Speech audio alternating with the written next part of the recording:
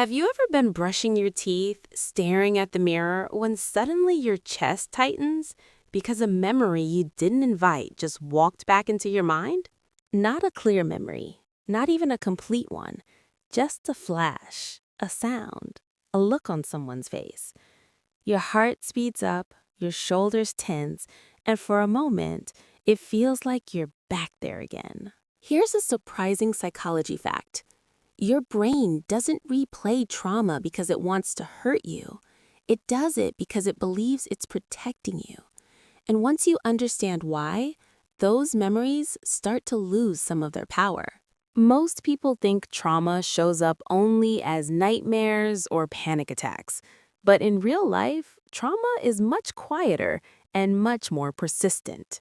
It shows up when a song suddenly ruins your mood, when a harmless comment feels like an attack, when your body reacts before your mind can explain why.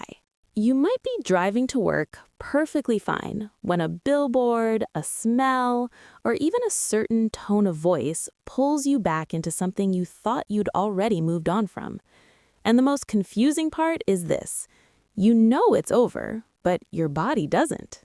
In the modern world, we're taught that time heals all wounds, that if something happened years ago, your mind should have processed it by now. So when your brain keeps replaying the same painful moments, you start asking yourself uncomfortable questions. Why am I still thinking about this?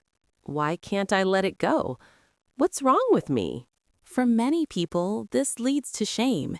They stop talking about it. They start blaming themselves.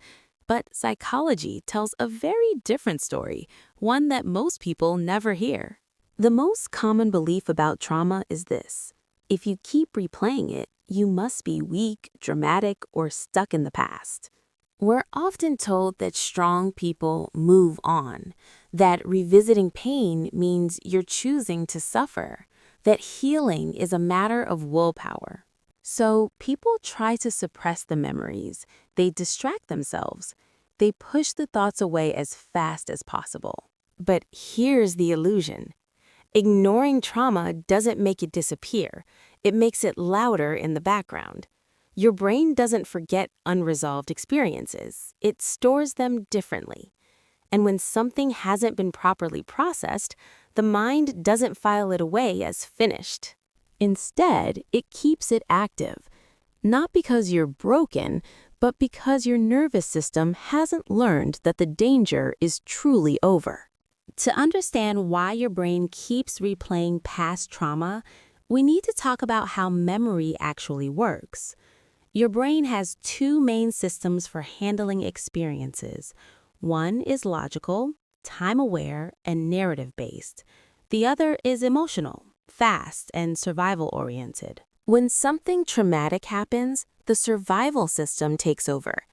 During intense stress, the brain releases chemicals like cortisol and adrenaline. These chemicals are meant to help you survive immediate danger, not to help you reflect calmly later.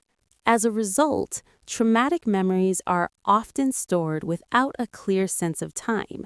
That's why they don't feel like the past, they feel like the present.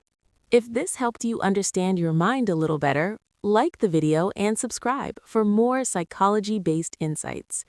And in the comments, share, what kind of memories does your brain replay most often?